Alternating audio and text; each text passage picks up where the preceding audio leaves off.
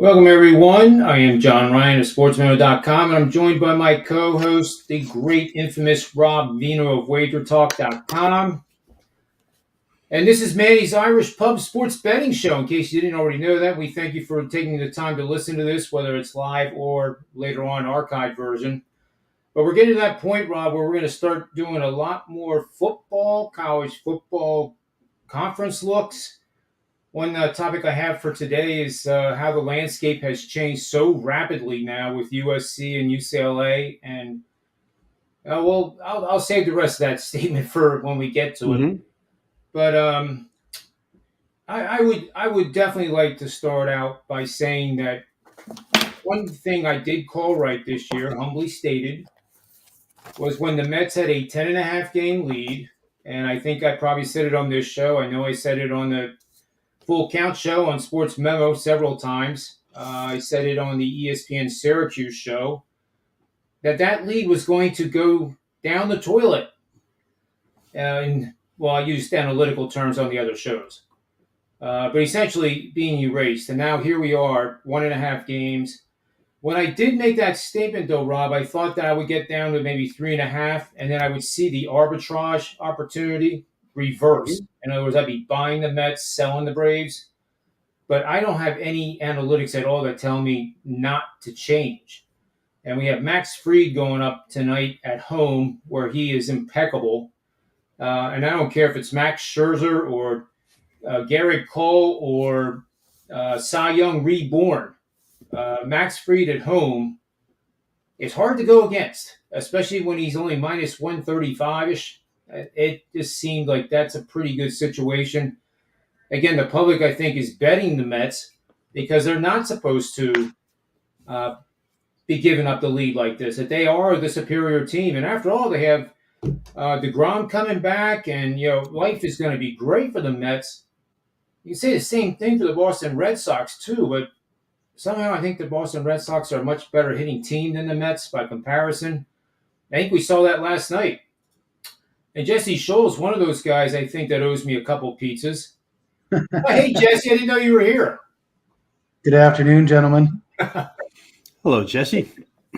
Well, I wouldn't necessarily call myself that, but thank you. I'm not dressed as a gentleman today. I'm sitting outside Coors. I just lost track of time. I didn't realize you guys were going to be on at 1 o'clock today. Well, I mean, where we are, it's 4:15. That's true.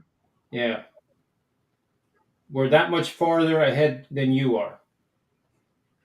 You have 3 hours to catch up to us with all the knowledge that we've already accumulated. And 20 years, apparently. Yeah, it's true. Yep, touche. But what I was talking about, Jesse, was the fact that the Mets have blown that 10.5 game lead, which we did talk about on the show. I know we did on the Full Count show. I know you and I didn't make any bets, but I do have some bets with friends out there that are just pizza money bets. They're just for shits and giggles. And lo and behold, it's happening. And I really think that the Braves take 2 out of 3 here, and it's going to be down to half a game going into Thursday action. So, trivia question I gave out, I guess yesterday actually, Sunday being who has the best record in baseball since June 1st? It's Atlanta, right? It is Atlanta, 28-8. But I got answers that were good answers, like Houston.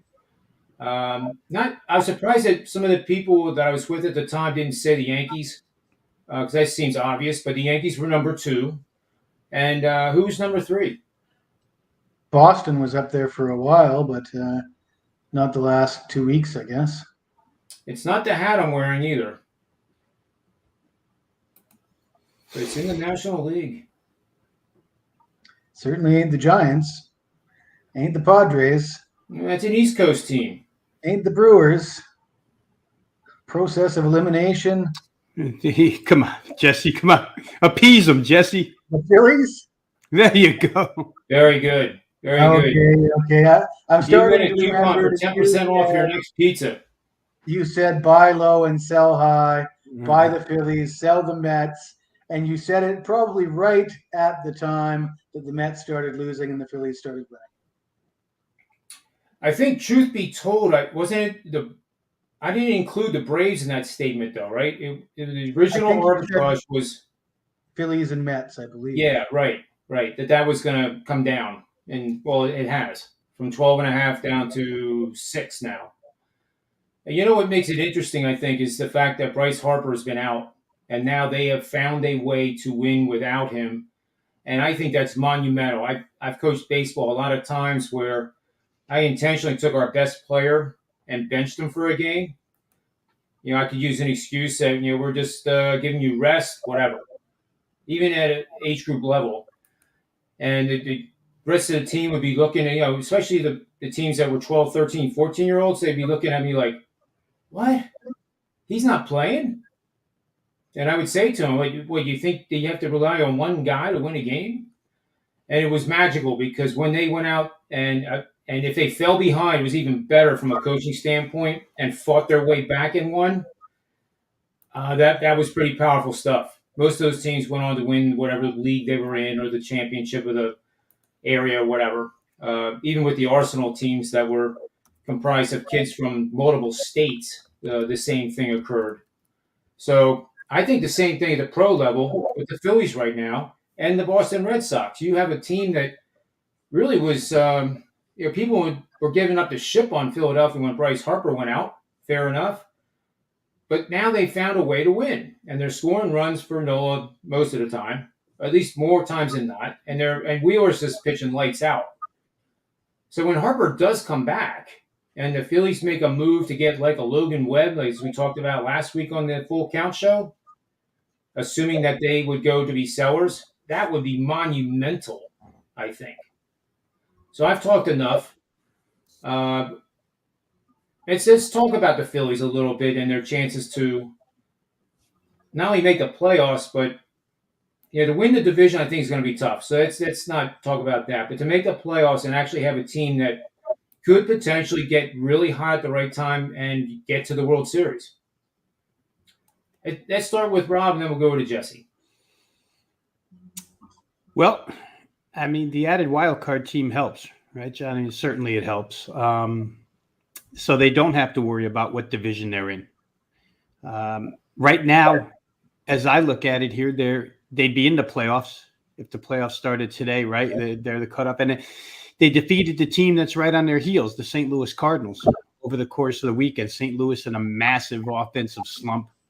Philly took advantage. So, yeah, I mean, they're as capable as anybody. When you look at that group that's underneath the Phillies for the final wild card position, St. Louis, San Francisco, Miami, Arizona, Colorado, Pittsburgh. I mean, it would seem like it should be Philly should be an odds-on favorite to get that third slot. The only team they're really battling at this point in time, well, we'll give them two. We'll give them St. Louis and San Francisco. But as you mentioned, if San Francisco decides we're too far out of it and we're going to start to sell, that could be an issue. I think San Francisco, despite the fact that they put up 11, 12 runs yesterday, go look at that box score and look at the lineup that they put on the field. It's half unrecognizable. You don't even know who they're putting out there anymore. There's so many injuries to position players of value on the Giants. And the regression has shown from last year in the San Francisco Giants. What they did last year was more of a mirage than reality. Bunch of old guys having career years, bunch of pitchers who really didn't pitch well their entire career that wound up pitching well. And now they've, slacked back to mediocrity. I'd have to give the Phillies the edge there to make a playoff spot, a wild card spot. And where they could go from there, John, is dependent upon what the bullpen does. I mean, I'm trying to think of a percentage right now to use to give to the Phillies bullpen for the recent success, because all of a sudden Alvarado's back from AAA and Alvarado looks like Tampa Bay Alvarado, which was a big acquisition, I thought, at the time when they got him. Sir Anthony Dominguez is about untouchable. And somehow, some way, the bullpen has found a way to be real good for the Phils in a small stretch here recently. Do they continue pitching that way? Do the Phillies build up the bullpen? I'm telling you, it's going to be an arms race at the trade deadline for a bunch of teams. I mean, I did a show with Teddy on Friday, and just a list of some arms that would probably be available at the deadline, including guys like Noah Syndergaard, Martin Perez for Texas, who's having a career year, John Gray for Texas, who's having a great year, the Cincinnati pair of Luis Castillo and Taylor Molly. You mentioned Logan Webb. I wouldn't put him in that group yet because we don't know where San Francisco stands. But bullpen guys like Michael Givens and David Robertson, who are having great years at Chicago. I mean, there's going to be such a bidding war for so many of these arms. And whoever gets them, gets them. And if we just judge on what we saw last year, the Braves were real active at the trade deadline and probably turned their season around with the acquisition of the 3 position player outfielders, right, or hitters. Mets always have money. Dodgers always have money. Milwaukee, not so much. So I don't know how active they would be. But and then you consider the American League teams going after the same guys. It's almost a decision. To get the best of the number, we have to project now, because once an acquisition is made, the number is beaten up, right? But I don't know. The Phils, if they get in, who knows? At that point, they line up Zach Wheeler, Aaron Nola, and who am I missing, John? There's 3 of them that are pitching pretty well. I'm actually missing the 3rd right now. The guy from Seattle they acquired last year, Gibson. Kyle Gibson from Minnesota. Suarez.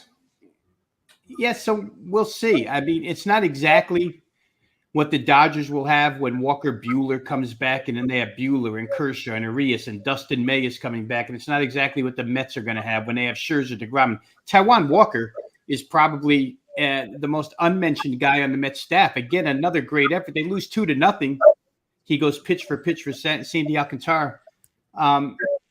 So I don't know. It's a close race, but to the point of your question, the Phillies right now are in real good position to make the playoffs. They've done it without Bryce Harper.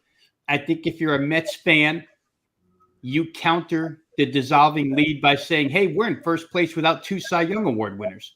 Wait till they get back, and then we'll be just fine.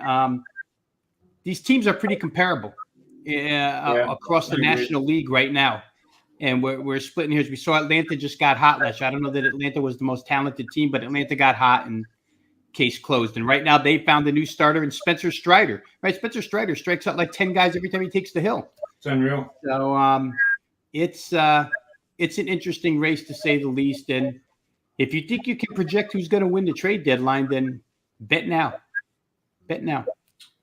Jesse, what do you have to add to this conversation about Philly and their chances? I think you got to like their chances. Rob mentioned San Francisco and the age of those guys. I don't think it's a surprise to see them struggling now. I think the surprise was when they got off to such a good start, and certainly the injuries with a lineup that's that old. You expect those injuries, and you expect that to continue. So I can't really see San Francisco pulling their head out of the sand. St. Louis and Milwaukee. I mean, Milwaukee's only 2.5 games up on St. Louis. One of those teams will win the division. One of those teams will be left behind to compete for that wild card spot. But they both have their issues. Philly might be better than both of those teams, really. Certainly when Harper gets back, if their pitching holds as it has. So, I mean, yeah, you'd have to make them the favorite to at least get a wild card spot. I guess $1 million question is I think if I was a Phillies GM, I'd want to make a trade today or even yesterday and not wait for the deadline when everything gets crazy. That if you see a guy that you want, make the call now and make it happen. If you have to give up that top prospect that they have in the farm system, then so be it. But it would also be predicated on I would have to know that Bryce Harper is definitely coming back by a certain date. Say August 15, he's going to be in the lineup. If I know that to be almost 100% certain, of course you can have setbacks, but that's part of the process. It's part of being a GM is you have to anticipate what is going to happen and not what is not going to happen. And that's where I came up with the Logan Webb theory and the age of the Giants. But then when do the Giants throw the towel in? Because the fans will be beside themselves if they throw the towel in when they're in contention for a wild card. Right. So it'll really be exciting. I think of what is noteworthy is that bullpen of the Phillies, which again, my talk about the Philly media and my Twitter sentiment application that I run. It got big time negative again on Philadelphia, and it was all about the bullpen. Bullpen sucks. We got these guys in, they suck. These guys don't know how to judge talent. Terrible trades, terrible moves. And lo and behold, they came into last night's game with a .72 ERA over the last 7 games. And as Rob said, they're bringing it. I mean, they get on that mound and there's confidence exuding out of them, whereas before it was fear of what could go wrong. And the whole team is, and it's not because Bryce Harper is a problem in the locker room, but ironically, they got it together after Girardi was fired and after Harper broke his thumb on a 97-mile-an-hour fastball from Snell. And it's kind of fed on themselves. Maybe they should have somebody else get hurt, and they'll do even better. I'm kidding, of course, but it'll be interesting. Let's segue over to the American League, which I find fascinating. We all agreed that was going to be the best division in baseball. What's really fascinating now is what the Baltimore Orioles are doing. Winners of 8 in a row. I mean, when was the last time you said that? Was it Cal Ripken on the team? 8 in a row. You could have all 5 teams in the American League at 500 or better, which I cannot remember a division in baseball at this time of the year that was 500 or better at the midway or further down the line point. And I think it's tremendous. Toronto's playing like crap. Tampa Bay's not playing much better, and they have a lineup now that's really decimated. The Yankees, by the way, as I said, there's numerous betting systems I have that once you get over 150 runs scored more than your opponents, which the Yankees are the only team in baseball to do that this year, you fade them in July. And if you do it blindly, it's made money 5 straight years in a row. The years that we actually had a team that was outscoring the opponent by that much. So we get into July, 9 games into July. Guess what? The Yankees are 5-4. Average betting line has been a -175 favorite, and this is where the market has overpriced them. The Yankees are a terrific team, I think. There's no denying that. They may go down as one of the best teams in all of history. But every team, including the 27 Yankees, Murderers Row, suffered their setbacks, suffered their slumps. And it usually was in the month of July. Whether that's coincidence or not, it's happened enough times that I think it has merit. So you're averaging a -175 favorite betting the Yankees through 9 games. If you're $100 better, you're down $200 already. If you fade them, it translates to an 11% ROI over just 9 games, and you're averaging a 158 underdog, it says here in the database. Just food for thought, I would say that the bookmakers have not priced in how well the Orioles are playing as well. I know I had a play on Baltimore the other day as a home dog against, I believe it was Texas. Angels, I think. Oh, sorry, the Angels, yeah. And I just couldn't believe the line. And I, all the stats, the pitching matchup, everything favored Baltimore. And the price was just right to back the Orioles on that hot run. And then in fact, in the last game of that series, I kicked myself for not taking them again, to complete the sweep. And the White Sox, I think, are the most underperforming team in baseball this year. They were supposed to be up by 10 games by now. They're not even at 500. And, they play Cleveland tonight. Cleveland's gone through their slump, 2-8 last 10. I lean towards Cleveland in that game tonight. I don't see anything in the White Sox that is making me bullish at all. They just seem to be getting in their own way, making errors at terrible times in situational moments in baseball games, and they're just killing themselves. And until that changes, and they start until they stop trying to hit the long ball all the time, I think it's just going to continue. But to your point, Jesse, the American League is pretty clear cut in terms of the wild card race, sort of. You're going to get one team out of the Central for sure, and then you're going to probably get the Yankees winning the division, and then all three of them going to come from the East. And let's not forget, the Orioles are only 2 games out of the wild card. When was the last time we did that? Rob Veno would probably know the answer to it, but he and I might have been in like high school. No. I mean, Buck Showalter had a run from 2011 to 2017 where the Orioles were contenders every single year. But when Buck got fired that year, I think they only won like 50-something games. And since then, I mean, it makes it seem like it's been an eternity. But I think Showalter, I think it was 17. So maybe it's been 5 rotten years of kind of trust the process years for the Orioles. And now the trust the process kids are there. The question you have to have with Baltimore is if they stay in this thing and it becomes late August, early September, who's going to gag first, veterans or kids? The Oriole bullpen has come from absolutely nowhere to be good over the course of the last 6 weeks. And who knows if that holds up. Baseball is a funny sport because it's played in such small segments, guys, 10, 15 game segments. I mean, we could do this show today and 2 Mondays from now, come on and have 3 entirely different opinions on 3 teams we talk about here today, because that's just the way baseball is. The fact that it's why I mentioned the Phillies bullpen, you know, Sir Anthony Dominguez, Alvarado, Corey Knebel, they look great for 7 days. But they didn't look great the first 80 days. And are they going to, who are they? You know, you have to try and decide, you know, are they going to come in the 9th inning and start walking guys again, 8th, 9th inning in close games? Knebel walks, Alvarado can't find a strike zone. We don't know. But right now, they're playing really, really well. And it's why baseball is probably the most opportunistic sport to bet. When you see somebody hot, you get on. When you see somebody cold, you get off. It's interesting. We talked the entire time about the National League and never mentioned San Diego playing without Fernando Tatis the whole season. What happens when he comes back? They're in pretty good position now. Maybe they get a little bit better.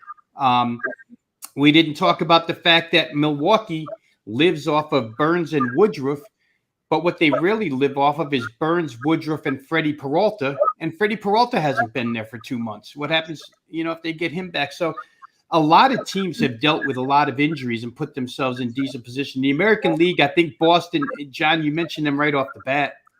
You're going to get Chris Sale, Andy Eovaldi back. That's like winning the trade deadline right away for them to get 2 starters. And, you know, garbage cans and all, I trust their manager. To me, Alex Cora is a really, really good manager, good rapport with his players, and they've got talent. And Rafael Devers might be out of the lineup tonight. We'll see. But Boston's coming on lately. In that wild card race, Baltimore, Cleveland, Chicago, Cleveland's undoubtedly a mirage. And that's an offense predicated upon one player, Jose Ramirez, who was having an MVP season until about 2 weeks ago. He started to slump. It's going to happen in baseball, right? It's 162 games. There's going to be a slump. And as soon as he slumped, Cleveland started losing games. Pitching staff's not that good. They're on a youth movement. I think they might be the youngest team in the American League right now. They're not looking for veteran players. They're looking for younger guys. They're going to sell at the deadline. And then sitting there 2.5 games is the White Sox, who, as you mentioned, John, have vastly underperformed. But I would say the last 8 days, over the course of the last 8 days, the first time that they've had Tim Anderson, Eloy Jimenez, Luis Robert, and Jose Abreu all in the lineup at the same time. I would expect that team to make a push. They're lucky that Johnny Cueto has kind of saved the day for them in a lot of instances. Who expected Johnny Cueto to, you know, bring his Louis Tion act in again and start shutting teams out? And he's done a really good job helping them along. Dylan Cease has been really good. The bullpen should be better than it is. I don't know what happened to Joe Kelly here. They get Joe Kelly from the Dodgers, and they didn't get the Joe Kelly that pitched for the Dodgers. That's for sure. He's been horrendous. Liam Hendricks has been a little bit hurt, but on paper, healthy, aside from their manager, who I think is delinquent in every way, shape, and form. They should be the best of those 3 teams. They should push Minnesota in that division. But I don't know that they will. Minnesota's got a real good thing going right there right now with that lineup as well, guys. They hit the baseball somehow, some way. They have found two guys at the back of that bullpen, Moran and Duran, those two guys with their, Duran with his 102-mile-an-hour fastball every time he pitches, they didn't even know they had really to start the season. So I don't know. American League's interesting too. And let's not really quick before I stop here, because me and Teddy had this discussion too. A lot of what we're talking about, we talked about Friday. Seattle is on a tear. Seattle's 11-1, last 12. And if you look at it, of all the teams that are pushing, in fact, I think they're tied. I'm looking right now. They're tied with Toronto for the final wild card spot. If you start lining them up with Toronto, I'll give you Toronto's lineup. But I'm not giving you Toronto's pitching against Marco Gonzalez, George Kirby, Logan Gilbert, Robbie Ray, and this bullpen, which just got Ken Giles back and has Diego Castillo and Eric Swanson having a rebirth as a reliever. They probably got the most solid pitching. And now, they're hit the Rodriguez kid. They brought him up this year. He's hit nonstop. Philly fans will remember Crawford at shortstop. He's hitting very, very well, all-star caliber. What they did last year, surprised, but what they're doing right now, maybe not as much of a surprise. So I guess we got to watch out for Seattle too. The shame is that the Angels have another wasted year.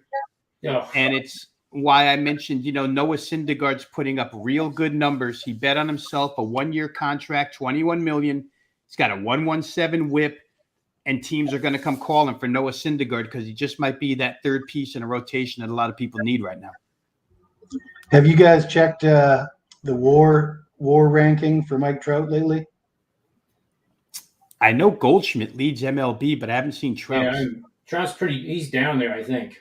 But I mean, isn't he like the all-time leader every year? He's number one in WAR. And I mean, it must be taking a big hit this year. Yeah, it's not where it was by any stretch of imagination.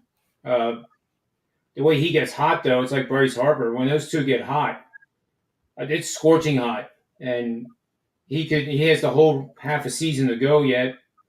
He's not going to carry the team on his back, but personally, he could put up some amazing numbers between now and the end of the season. But this is definitely the longest stretch he's ever had where it's been not good. He was an 0 for 26 earlier this year, and then 0 for 14, I think, both in the first half of a season. And that was the first and third worst stretches he's ever had, all in the first half. So I'm looking right now, guys, and the leader in the American League where WAR is concerned is Shohei Ohtani, his teammate. So again, how do you have two talents like that and just continue to go ass backwards? I mean, this one, we talked about Joe Girardi, right? And maybe Joe Girardi wore out his welcome. He's done that before. But this wasn't Joe Madden's fault. The Angels are proving that firing Joe Madden did nothing. Putting Phil Nevin in charge, that guy was a nutcase as a player, never mind as a manager. So I don't know. The Angels, Artie Moreno's got a lot of money. He spent a lot of money, and he's never gotten any results. I mean, he's just the afterthought in Los Angeles. It's not what he wanted to be when he took over that team. He thought he could challenge the Dodgers for the LA market, and not even close. Not even close. Yeah, Joe Madden. I mean, where are you going to find a guy with that kind of baseball knowledge and expertise? Mm-hmm. And you're not going to find him down the street. You're not going to find him on LinkedIn. You know what's funny, John, is that they fired him after 2 bad weeks. That team was actually in first place at one point in this season. I feel like 26 and 15, right? They were really good. And they had a bad 2 weeks, and now we got to fire Joe Madden. And it's been worse. It's gotten worse for the Angels. That series against Baltimore was a disgrace. So, I don't know. But Noah Syndergaard's going to be a popular choice. Like I say, he's on a 1-year contract with the Angels, so they're going to sell him. And we'll see who gets him. He's proven his comeback is real. He's pitched really, really well this year. Well, nice trivia question. Who is number 1 in Major League Baseball in strikeout to walk ratio? That's usually Corbin Burns, but I don't know if it is. This will shock you if you don't know, because it's by a very wide margin. Wow. The ratio is pretty damn outstanding, and it's not the big power pitcher that you would think of. But Martin Perez? Is it Martin Perez? No. Good guess, though. Very good Well, guess. he's the kind of guy that you would have never thought would have a year like he's having. He used to be a big time fade for me, and he's seemingly come out of nowhere to have a year like he's having. He's this pitcher is top 10 in strikeouts, but obviously has impeccable control, especially recently. He was hosed in his last start on a drop ball in center field that not only cost the Phillies the game, but also cost this pitcher. Well, now I gave it away. Oh, because he said Phillies. Yeah. So, I mean, Aaron Nola. Yeah, that's crazy. The abuse that guy took last year from the Philadelphia media. Now he's putting up how can a guy like that have a losing record? It's like watching DeGrom. Yeah, when he won the Cy Young. I mean, it's run support counts. The ratio, by the way, is 8-1, and I think second best is 5 point something or 6.2. It's really not even close. And then you have Wheeler with his strikeouts per 9 is up there, and that to me matches any pair of starters you want to throw at me, with the exception of the Dodgers. And I wanted to say, Rob, you mentioned all the starters, and then I was going to interrupt you and say you didn't even mention Gonsolin or Tyler Anderson. Yeah, it's just crazy, right? A rotation of 8 guys. It's sick. Yeah, I mean, you have to start, and the National League's got a bunch of them, right? I mean, you would start with Scherzer and DeGrom.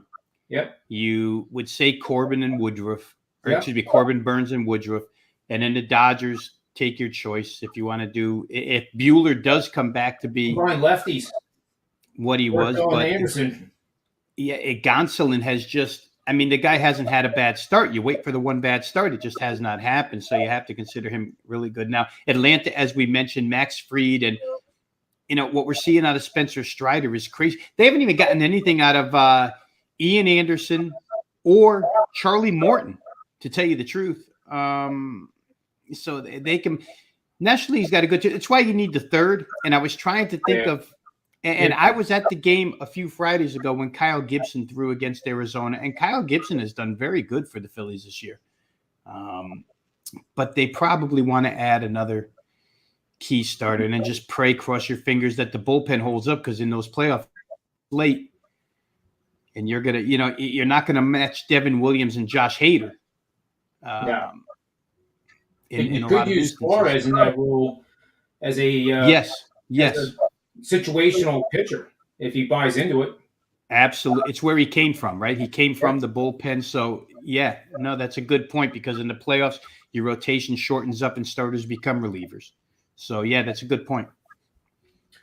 All right, so I think we covered baseball. The other amazing stat that I saw today was that the Padres have lost 10 consecutive games at Coors Field.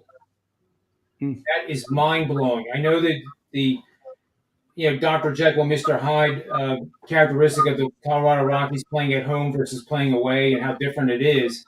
But a team as talented as San Diego losing 10 in a row is amazing to me. And they've been outscored at Coors this year, 24-11, I believe it is, in 3 games at Coors, which is mind-blowing. So real quick, do you guys think that it ends tonight?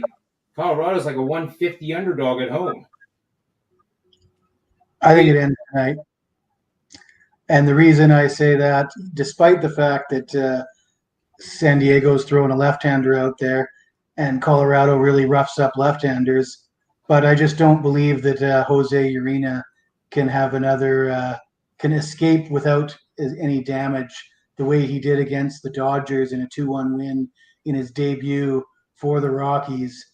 After looking at his minor league stats, given his inability to throw strikes at times, the way he puts men on base, all the walks, I don't see any reason to expect Urena to really turn things around at the age of 30 after bouncing around from the majors and minors the last few years. This looks like a spot where a team like San Diego really punishes them. I think it ends tonight. However, I think I have the right graphic here. I just wanted to show this to you before Rob speaks, because then he can tear it apart, because he is an analytical mind. I'm saying that with all due respect. Rob doesn't really look at the numbers as much as I do. I think that's a fair assessment. And there it is. That is the correct one. Bet on nationally home underdogs in a divisional matchup. Our pup is allowing more than 5 runs per game, which is pretty pathetic. And our pup allowed 2 or fewer runs in their previous game. 23-16, averaging a 158 dog bet, which is basically what tonight is. 55% ROI over the last 5 seasons. Is that system worth anything, Rob, or is it just coincidental that sets up that way?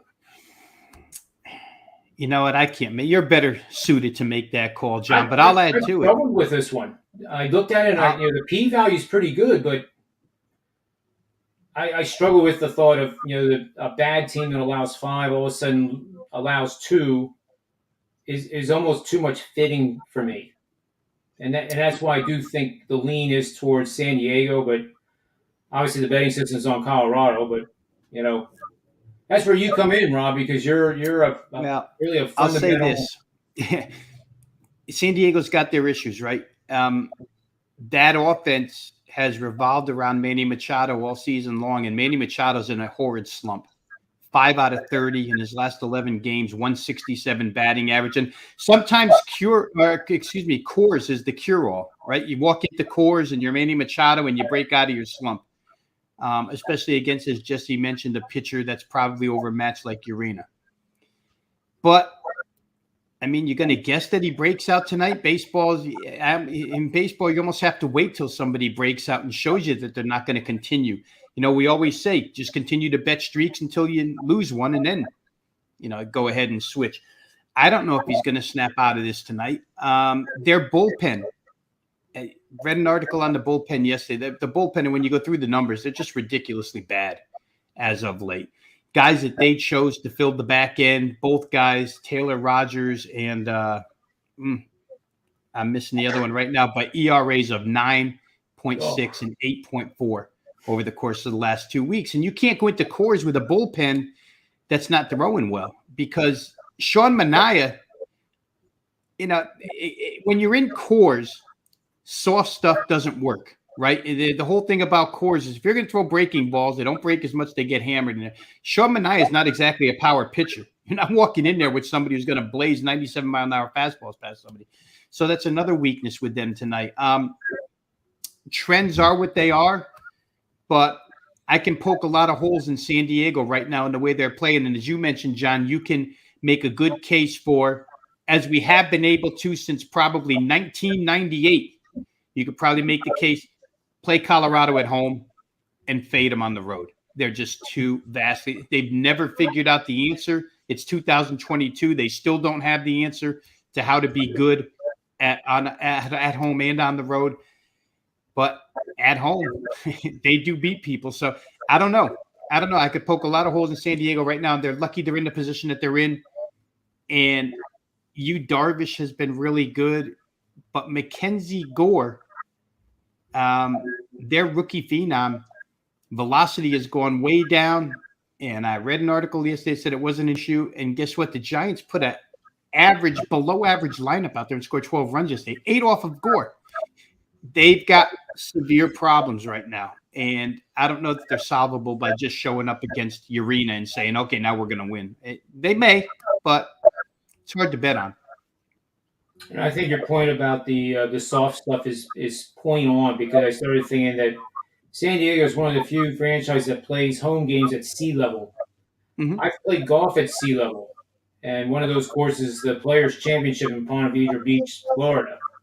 The ball doesn't go nearly as far. Even the pros, that can hit it 350 will be hitting it 315, 320, which is still outstanding. But the air is just heavier. Everything is heavier. Therefore, when you have big spin rates, what's going to happen? The ball's going to break more. You're at mile-high altitude, and all of a sudden you're throwing that same spin rate, but it's flat. And that's part of my theory of why San Diego hasn't not done well when they go to altitude, because they're used to that sea level. Yeah. It's like playing the U.S. Open and then going to the British Open at St. Andrews. It's two different animals. It's two different ways of having to play the game. And Jess, I know you want to give out your best bet on the British Open this week, so we can do that on Wednesday. Well, everything you guys are saying about this game has me thinking it's too bad the total's sitting at 12 because you're talking me into a play on the over for sure. Well, it's no matter what. I mean, it seems reasonable that I don't want to say you're going to get close with the line at 12, but if I was playing anything, it would definitely be the over. What Rob said about the bullpens, that doesn't change overnight. And especially when they're going from sea level to mile high, that gets even worse. Yeah. And what goes through a human being's mind too? I mean, oh my God, I suck and I'm going to Coors now? That's not exactly confidence building, is it? I don't care if you're a pro or not. I mean, just saying. I mean, maybe Colorado. I expect Arena to look like Dallas Keuchel when it's all said and done. I mean, you guys have seen the way Dallas Keuchel's pitching lately, right? Yes, and that's my problem. That's my problem with following some of these trends. Is you get all these trends that support all this system or something.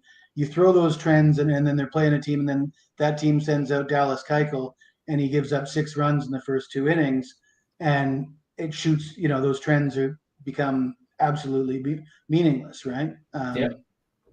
And if Urena, in fact, ends up throwing the ball like Dallas Keuchel, getting touched up like Dallas Keuchel, those trends aren't going to matter as much. I guess Mejia might struggle just as much, but I have a little bit of faith that Mejia, has a little bit better stuff than Urena does these days. Yeah, it's hard in that park. It's hard, right? Because Clayton Kershaw is a first ballot Hall of Famer, right? And within the last 10 days, LA has been in Colorado, and Kershaw no longer has the velocity. He depends on location and stuff, right? Curveball, slider, that type of stuff. And Kershaw got slammed in that place, as good as he is, and then walks out of there, and he's had 2 great starts since. And pitchers over the course of it's a long time. It's not just today, right? It's 20 some odd years where really good pitchers go in there, and if you don't have the fastball, it can be tough. It makes it kind of crazy that Hideo Nomo threw a no-hitter in that place? I mean, how does Hideo Nomo throw a no-hitter in that place? It's a hard place to pitch, and Colorado can never find a staff. They've tried as hard as they can, but if you're a pitcher in your right mind, do you want to go put on that uniform and throw, play 81 games there, maybe 15, 16 year starts are in Colorado? It's just tough. Just tough. Yeah, you used to say you got to keep the ball down. Yeah, I can remember, John, back in the 90s when Billy Swift was an all-star pitcher for the Rockies, and that's exactly what he did. It wasn't overpowering, but everything was like a bowling ball, just down, and he would get ground balls. If they find gloves, they're great. But at Coors, the way that field, the dimensions of that field just seem different than every other park in Major League Baseball, because ground balls can find their way to the wall in Colorado. And outfielders play so deep because they're afraid of the long ball that a lot of stuff falls in front. Thus the reason why so many runs are scored in that place is not always home runs. It's a lot of other things that you have to factor in. But for tonight's game, I don't know. For San Diego's sake, you're walking in there with the 0-10 demons surrounding you. We're 0-10 in this place last 10, and we're playing like garbage right now. Like I say, Coors Field is the great elixir for a lot of teams. Walk in, offense straightens out. Maybe it does tonight. Maybe Manny hits a couple home runs. They often say that doesn't happen in game 1, though, because the altitude is a bigger issue the first game of the series, and as you get acclimated, you're better off. Makes sense to me. So lay off the game tonight, and then if San Diego loses tonight, you would like San Diego better than if they win tonight. Just that. See, that's the thing. I would never make a bet on one angle like that. But if that angle happened to line up with a bunch of others, a favorable pitching matchup, if you give me 10 other reasons to bet the game, but that's what it takes for me. It takes it's got to stack up. You got to stack up those reasons. Right. You can't just tell me, well, they've won 10 straight against San Diego, so I'm taking the Rockies tonight. It's not enough for me. More assets than liabilities, right, Jesse? That's what you need. A few more assets. How about if I tell you this? Tomorrow's matchup is San Diego Mike Clevenger against Colorado's lefty Austin Gomber. Don't like Gomber that much. I like Cool. I've been backing Cool in his last few starts. I like the way he pitches. I don't mind the way he's pitched at Colorado as well. So I might wait for him to get on the mound again. And he's much more of a fastball pitcher. Mike Clevenger throws harder than what Mejia does and relies on the fastball more. Is there a line yet up for that? I'm guessing it's got to be 175, 180. Yeah, I show almost every place has it up now on our Wager Talk odds screen. I'm showing about $1.35. Oh, that's all, really? Yeah. That was way off. Between 135 and, bookmakers got in of 45, minus 145. But everybody else is between 31 and 36 cents. Well, we're going to move to the show best bet, and I'll provide the analysis for this pick right now. But the reason I'm picking this as my show best bet is what I just said, is I thought this line was going to be about 180, 175, and all of a sudden it's 135. So I find this incredibly cheap based on what we talked about already and the fundamentals with the altitude, the fastball situation. And, if they get the monkey off their back tonight, I think I would like it better, because then they're in the second game, as Jesse said, the monkey's off the back. They finally won a game. Get a little confidence because they haven't been playing all that well. They just got done with that series with the Dodgers, which didn't go so swell. And they're away from home, and that's where teams kind of regroup in the first place. They get away from the local media. They get away from I hate to say it, but they get away from the home life routine. They have no routine. They get in a bus, they go to a hotel, they wait for the next morning, go through their warm-ups and their morning sessions, and then play the game at night. So I will make that my show best bet, and then we'll revisit it tomorrow. Tony Mejia will be on the show then. So that's good. I can warn him that we're going to talk specifically about that game. And you guys are welcome to come back too, No, he's been flagged from the pub. Can you believe that? Tony's been close a couple times, though. Yeah. Close. I don't even need to tell you which Tony I'm talking about. That's true.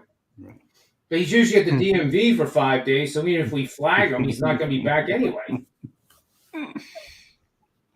All right, let's see what Jesse has for a show best bet, and we'll go to Rob, and then we'll call it a day. Well, after talking to you guys, after hearing Rob talk about Manaya and his lack of velocity, let's say, lack of power, and how he expects him to struggle today, and given what I had to say about Urena, I think total over 6.5 first 5 innings at Coors tonight looks pretty good. Warm weather, I expect some runs. I don't expect either of these two pitchers to have much success. So let's go over first 5. And I have one question for you. If you guys just give me a second to type this in, because that just really intrigued me. These Nerf bets now become so popular. Mm-hmm. And let's see. I'm just doing this real quick here. It's got to be expensive for the first inning run here in Colorado. Well, interesting, because it probably doesn't make it a bet. At home, Rockies' first inning, whether there's a score or not, yes, is 25-19. That's 57%. So you're right. It's probably, boy, I wouldn't even want to guess what it is for yes. A run is scored in the first inning tonight. It's got to be over 2-1 with a total of 12. Yeah. So at 57%, you're really getting shit odds. Bad odds to make that bet. Tony Finn would be proud of me. He would. And you can't ban yourself for bad language, so you'll be back tomorrow. That's right. I can pretty much say whatever I want as long as right. it's within reason. But that is pretty bad odds. If it's 2-1, and the record so far is only 57%. That's pretty amazing, actually, if you think about it. What's the juice on that first 5 over, Jesse? Well, I was looking at it this morning. I was close to putting it out as a premium pick, actually. And I think it was minus 115 at some books, at DraftKings, perhaps. Seems cheap. It does. But I guess the money has been coming in on the over. It looks like the total's been bet up all day. I think another one I'm going to do for pizza money, and I'll do this seriously, and then if I have time, I'll tweet about it. If San Diego scores first in whatever inning it is, I will pop on the Rockies then, because of the bullpen situation that Rob Veno mentioned. And then you're probably gonna get, even if it's just 1 run, you're gonna get better than 2-1 odds. You should. And for pizza money, why not? What do you have for us, Rob? We never talk about this in baseball season, very rarely. In football, we talk about it a lot. Basketball, we talk about it a lot. But I'm going to play against the Red Sox tonight. And one of the factors is that they're coming off the Yankees series. And in football and basketball, we talk an awful lot about teams coming off emotional games and playing against them the next time out. And here you've got a very, very emotional series against the Yanks, which I think they split 2-2. Now Boston has to go into Tampa and play Tampa, which is never easy. And as you mentioned, John, the lineup for Tampa has been somewhat decimated by injury. I mean, it's not, I shouldn't even use the word decimated because it's not totally decimated, but they do have some absences that are key. And they come off a poor performance on the weekend series against Cincinnati. So back home now, I would expect Tampa Bay against a division rival in a position where they're trying to win games to stay in that wild card race in their position. I think they'll probably play well here. It's going to be a bullpen game in all likelihood on both sides. And in that instance, I trust Tampa Bay, a team that has, been piecing together bullpen games. Now, they're kind of the originator of it. They know what they're doing when it comes to that. Whistler, the starter here, didn't throw yesterday, but he actually threw in relief back-to-back days before that. So you can't expect Matt Whistler to go more than a couple innings here, and then Tampa Bay will work throughout the bullpen. Boston, same thing with Bello. Rafael Devers is not in the starting lineup tonight. I checked it out, which is a big piece missing for Boston here. So if you start adding all those ingredients up, guys, Boston off the emotional high, now traveling to Tampa waiting for them because they're PO'd, and they're probably going to be in a fired-up mentality. You've got two teams playing bullpen games against one another. I think it adds up to Tampa being the better team in this game. If Boston had had a day off and this series started Tuesday, I might think a little bit differently. But Boston gets hit right away with having to go play Tampa. So I'm going to try the Rays here. I thought the price was fairly cheap. I think they're in a position to get a win. And again, using a handicapping element that generally we just don't use in baseball. Nobody's, emotional loss. Nobody really plays that. And you can't in a 162-game season. But when the rivalries are as intense as Yankees, Red Sox, and the games are what they were, especially last night's another comeback by Boston to win. And it was the night game. Travel was late. Give me the Rays today. I think what we're looking at here, guys, I'll give you a current price, John. I think a fair price is probably 15 cents, minus 115. I love it. And I'm looking up because this happens in the NFL quite a bit. Like, for example, teams that play the Patriots recently and get lose by double digits, I know is a huge fade the next week, because the team, especially if they were on a 3-game winning streak and got trounced by the Patriots, it was a wake-up call, and oh my God, we're not as good as we thought. And then they lay an egg the next week. Let's see, team equals Red Sox and previous opponent being the Yankees. And I actually gave you the first 5-inning price. The full game price is 10 cents. And let's say they're coming off a home win.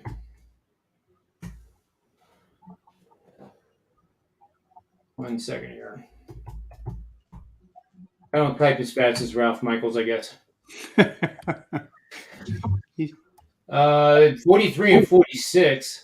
but it's a negative 10% ROI fading the Yankees or fading the Red Sox after a home win over the Yankees. Let me run that again. This will give us better results. Well, the over. Red Sox after a home win over the Yankees are 45, 33, and 7, and let's say they're not playing the Yankees in this current game. In other words, the last game was the last game of the series between the two of them. Let's see what we got. So we need the Jeopardy theme song. Yeah, sometimes this thing does run slow.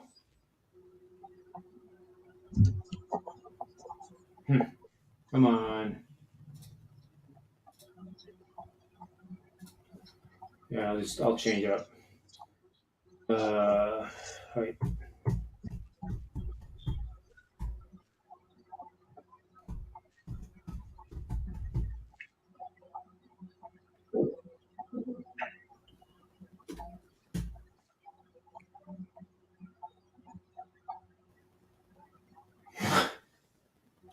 It figures it would stall on me, you know. It's going to be anticlimactic if it comes out to be a 50-50 streak too. Phillies win tonight while we wait? Well, they might. Michaelis has been tough, but St. Louis can't hit, right? They left bases loaded. 2 straight innings yesterday, St. Louis. Second and third inning, I had over 8 runs. Game ended 4-3. I'm thinking, early on that game should have been over, but just not hitting. 4 shutouts in 7 games. So here's the answer. 15-11 are the Red Sox off a home win against the Yankees if that game was the last game of the series and now playing a new opponent. So really nothing there. It's a 6% ROI, but not a big-time letdown as I was expecting. And I don't know that it would change the results, and I don't know if the database can even answer this, but part of the reason why I like Tampa is because they're off the Yankees playing the very next day. Does the database separate very next day from day off? I think if Boston had a day off, you can get over this emotional deal. But the travel, the night game, the whole thing, and I know the database can't answer all those questions, but just stuff I was thinking about. Okay. Wow. Red Sox on no rest and coming off a home win against the Yankees.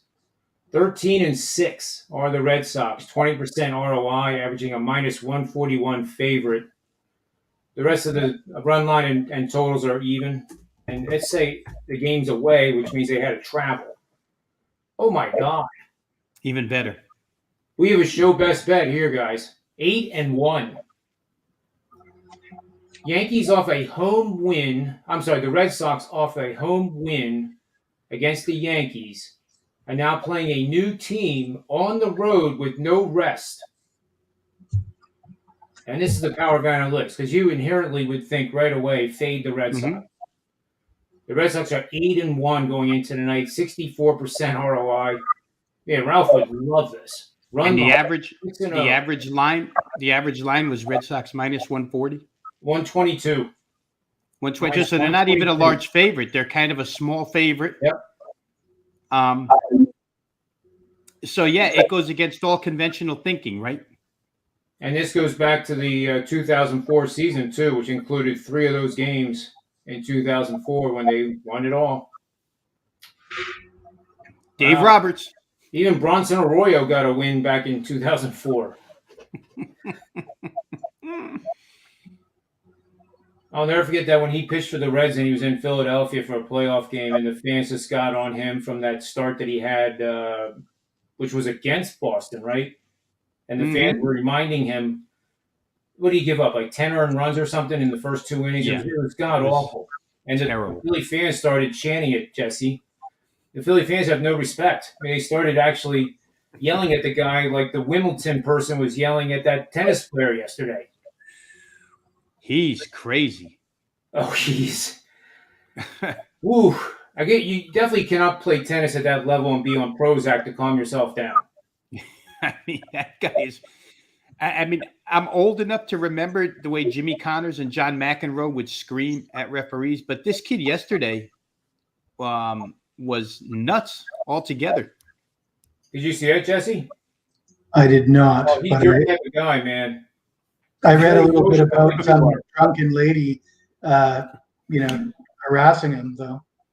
Did you guys see that? They escorted her out, and apparently she had like 700 drinks. And she claims that it had nothing to do with the booze. It was just the heat. She had heat stroke. Sounds like something Tony Finn would say. Yeah, there you go. If you haven't seen this, Wimbledon, I think the most famous guy all time at Wimbledon was Eli Nastasi. Yeah, he was. Yes, and I was a child, allowed to watch TV by myself at the age of 5. It could have been younger because it really affected and impacted my life. But he flipped the bird at the chair umpire at Wimbledon. You know what else he did, Jesse? He mooned the same chair umpire. Oh. You just put it on YouTube. Sounds like something you'd see at a minor league hockey game in my neck of the woods.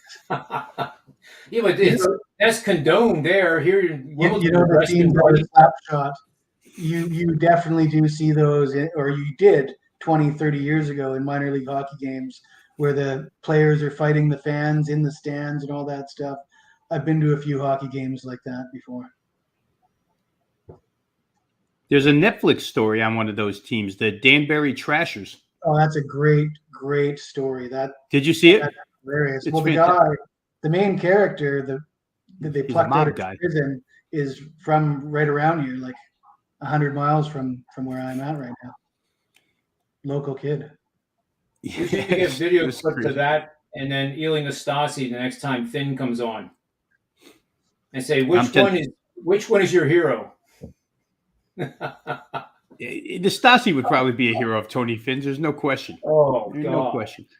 But hey, before you wrap things up, John, let me go way back to the beginning of the show when you were talking about Philly's chances to make the playoffs. I just want to tell you, remaining schedule in the major leagues, the 4 weakest schedules teams have to play. St. Louis faces the weakest schedule the rest of the way out. White Sox second weakest, Houston third weakest, and the Phillies the 4th weakest schedule the rest of the way. So they played a lot of tough teams. The winning percentage of remaining opponents for the Phillies is only .479, below 500 the rest of the way out. So that probably increases their chances. The hardest schedule the rest of the way, the Boston Red Sox. They play the most difficult schedule the rest of the way out. 53.3% winning percentage. Yeah, it's because they're in the East. Yeah, Baltimore now raises that percentage quite a bit. And there you have it. But the Phils, hey, a lot of things working in their favor. We'll see what the trade deadline brings. Do you have the odds right there in front of you, what the odds are for the Phillies to win the division? I can tell you, if you bear with me for 2 seconds, I can tell you for sure. Good way to end the show. I know Jesse Scholl will bet the Phillies. I don't mind the Phillies. I like them to make the playoffs. Do you have MVP bets again this year, Jesse? Not yet. Not yet. So the Phillies are 20-1 at Bet365. To win the East? Yeah. I mean, you got to put $10 on that, whether you like it or not.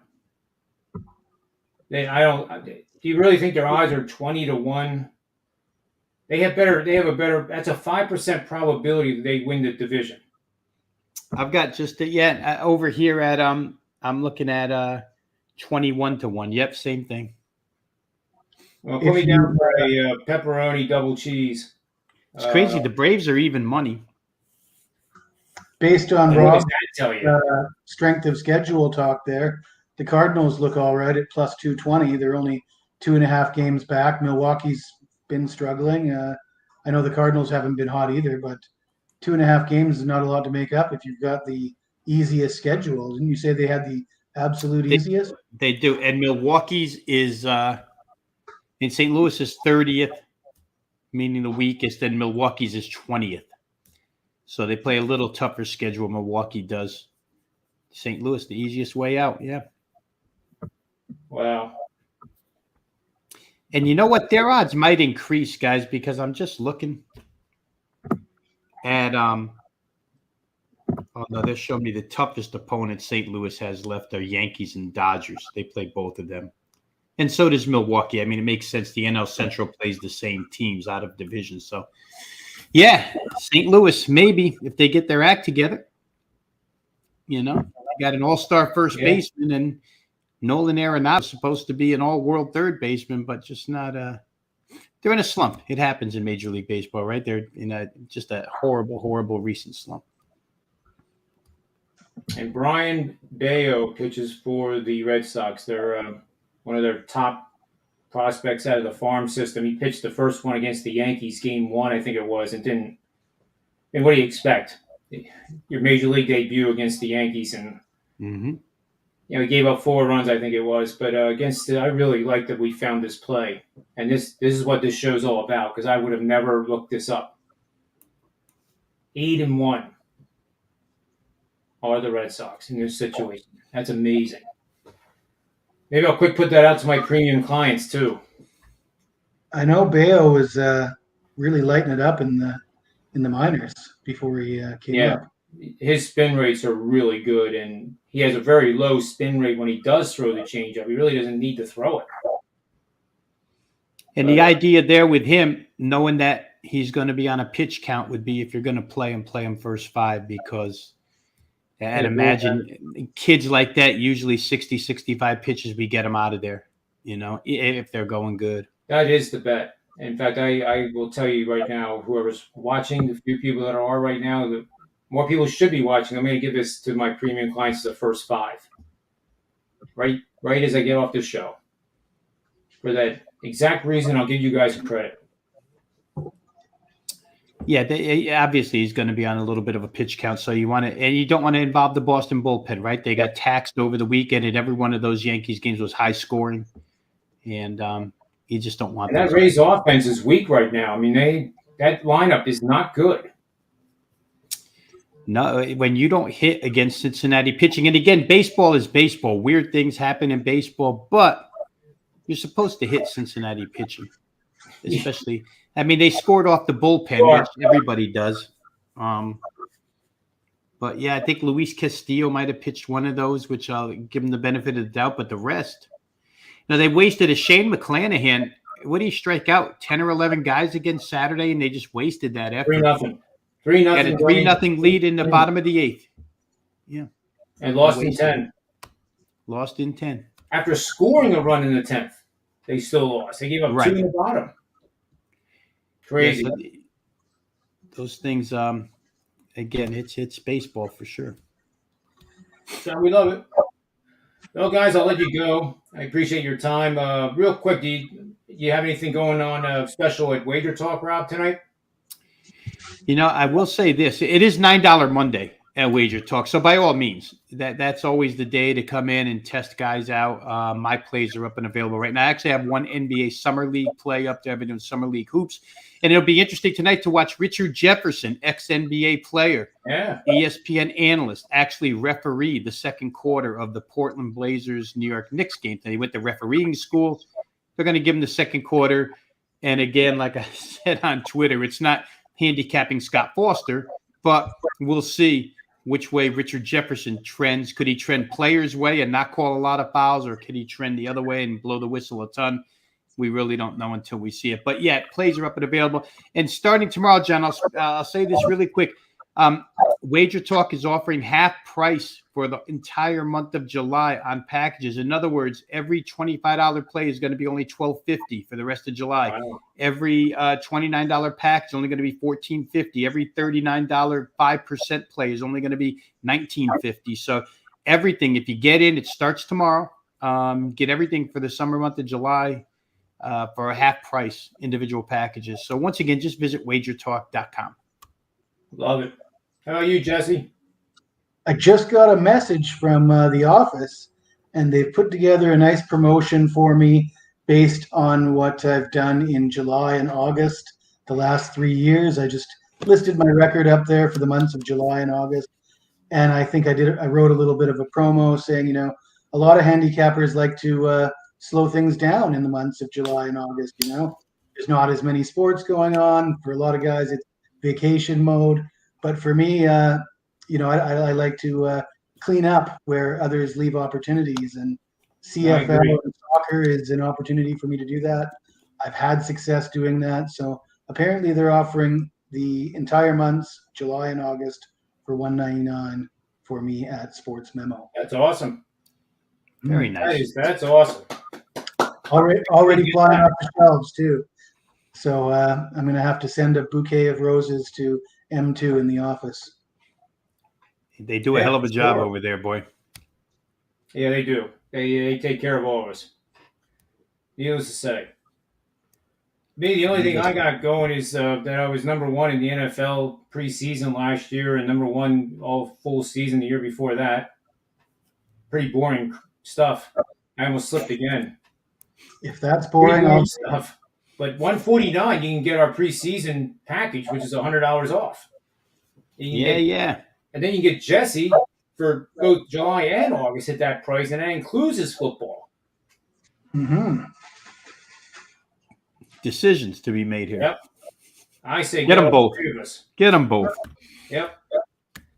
All right, guys. I will probably see one or both of you tomorrow. Same bat channel, 4 o'clock Eastern Standard Time, live show, Manny's Irish Pub. Jesse, you want to take us out of here? All right, everybody. I just want you to remember, bet with your head and not over it, and may all the wins be yours. Well done. I couldn't have done that better myself. And Tony Finn would say, I'll take them.